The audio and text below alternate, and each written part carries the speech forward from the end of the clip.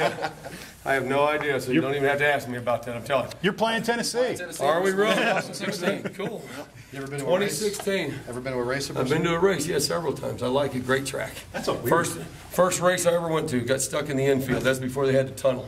Loudest thing I ever heard in my life. Yeah. I mean, it was like, I was so loud when I'm trying to talk, and it was just crazy. That's a weird setup for a football game. Oh, it'd be crazy. It'd be like playing in Lane Stadium, but they're double. 140,000. That'd be great. So, well, that's right. You guys really, I walked Dave Smith said, they asked me about Bristol. I said, what about Bristol? So I don't know anything about it. So let's talk about Pitt and whatever. You want to scout Tennessee in 2016? I don't even care right now. I could care less. How about Pittsburgh's wide receivers, the matchups they present on the outside? I tell you what, dynamic guys. I'm not for sure if they're not the two best we played right now, just going what I've seen. I mean, they make the hard catch, look easy, great hands. They're tall guys, good after the catch.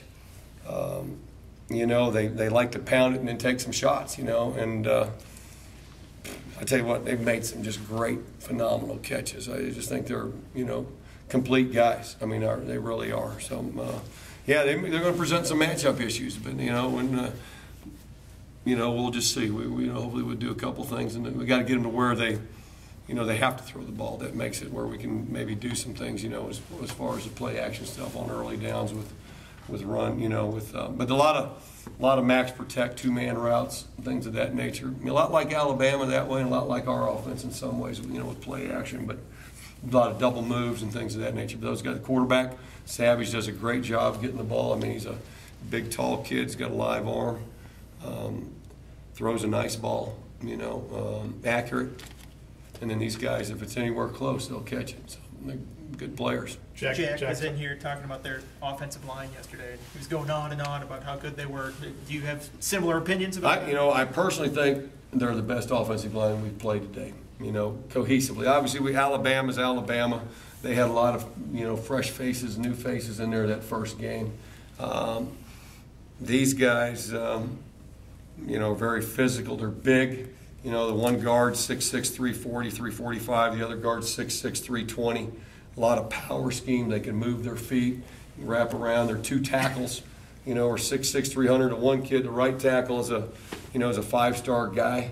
He's a redshirt freshman, and he plays that way. I mean, Pitt's got a great tradition over the years of, having great offensive linemen, and I think they've got that group right now. I mean, that's, they're running the ball, for 140 yards a game, but they like to mix it in there, but that's out of one spot. It's not like they're, so that's a pretty good load right there. But I think their offensive line's big, they're physical. We've got to match that, be able to match that, and then hopefully get them behind the sticks. And then, I feel like maybe if they have a weakness up front, it might be their pass protection a little bit, but we've got to find that out. Virginia was able to get some pressure on the quarterback. And we've just got to get them behind the sticks where we can pin our ears back and get a little bit from that standpoint. So not licking your chops after seeing Virginia with 7 sacks against that? Well, not necessarily. Each game's a little bit different, but Virginia really they didn't do much. It wasn't they were just blitzing. They were blitz happy. They were just beating them with 5-man rush sometimes, and then beat them with 4-man rush. I think the key is you got to make the quarterback hold the football a little bit, though. And that's what they were able to do. How about Anton? Do you have a? I think you're looking for him probably the Duke game. To be honest with you, I think he just got his release.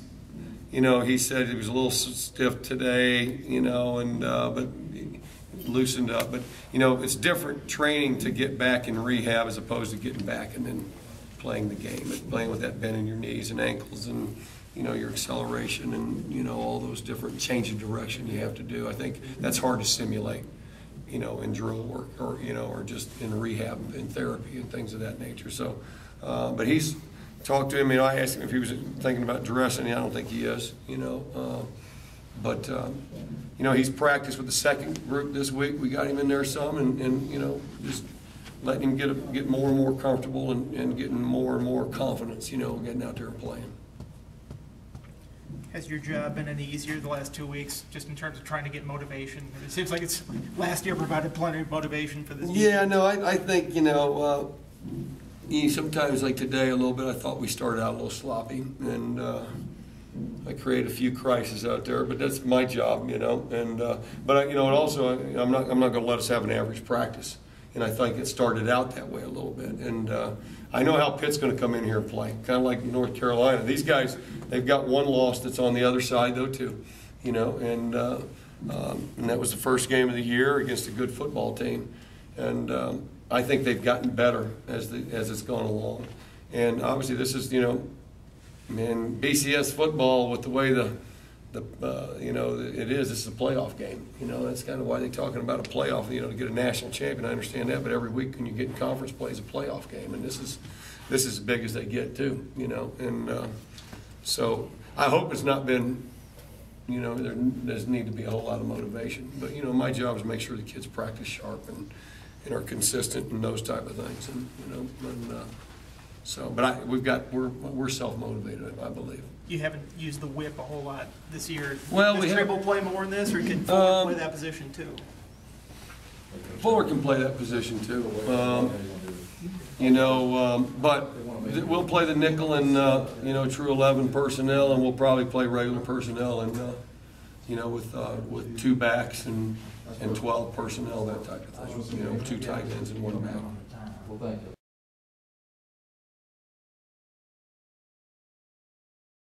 People these last couple of weeks have said no to the run and decided to throw it. So we're always trying to establish the run, and they took the run away, so we're going to throw the football. Okay, can you continue to beat people like that?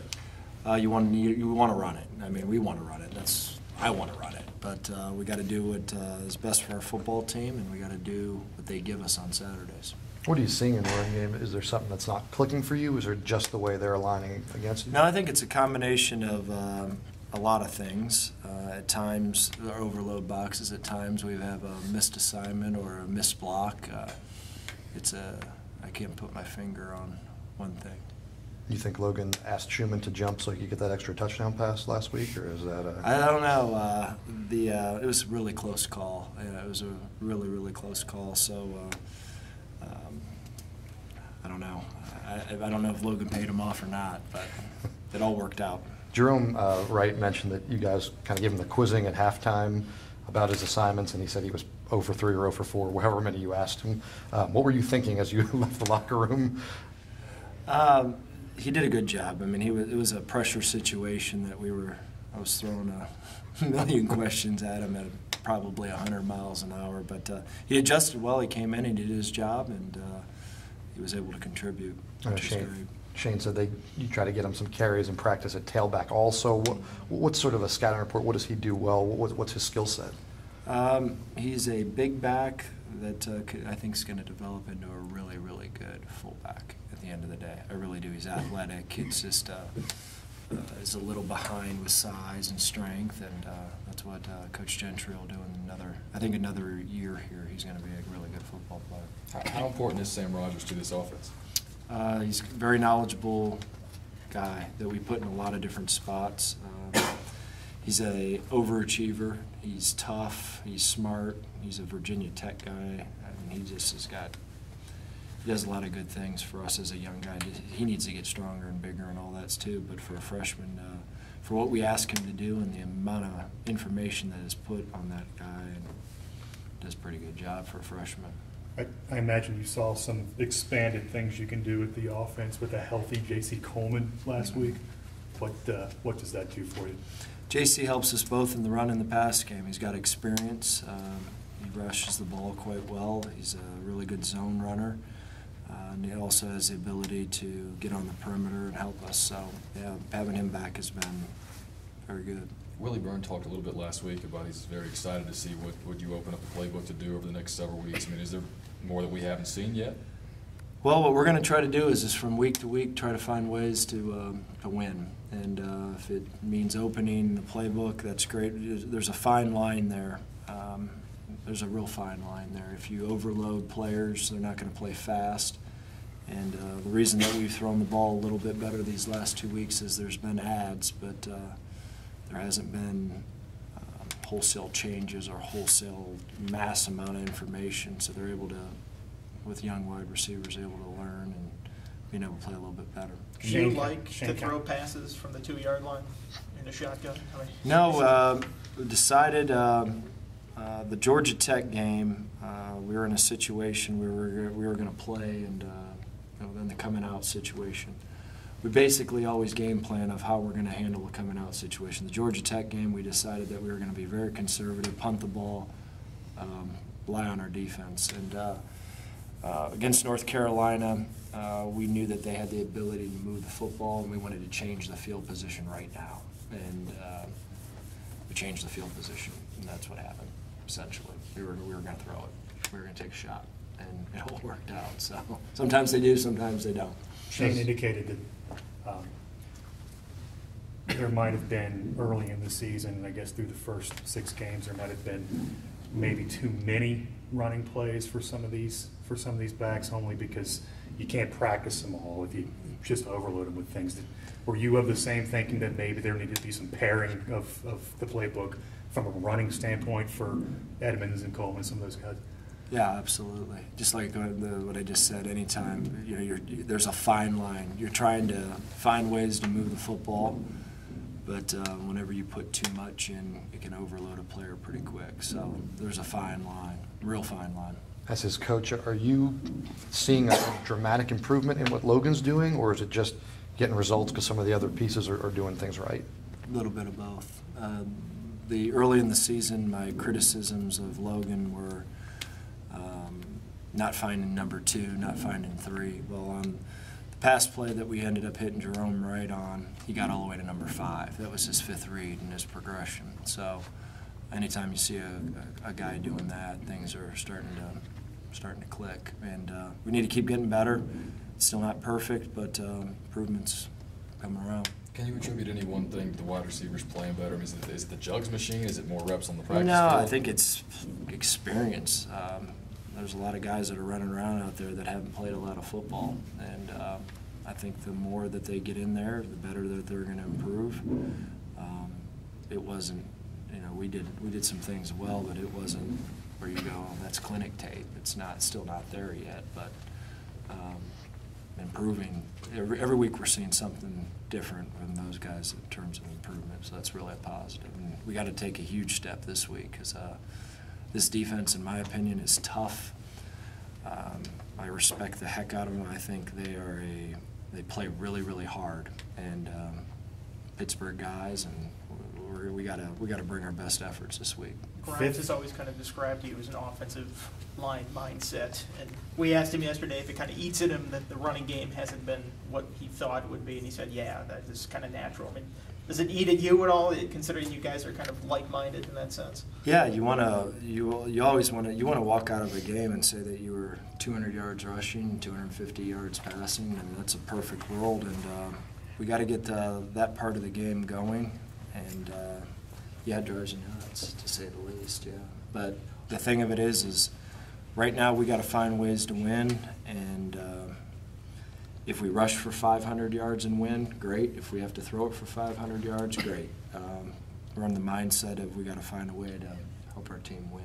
Was that the aim at the end? I saw you put the extra lineman in, and Shane was saying you guys ran the same play 6 straight times. Just Yeah. kind of run it straight at him, improve the Yeah, we need to do that a little bit, and we ended the game the right way from that end, from a mindset. We were going to line up, we were going to run that play.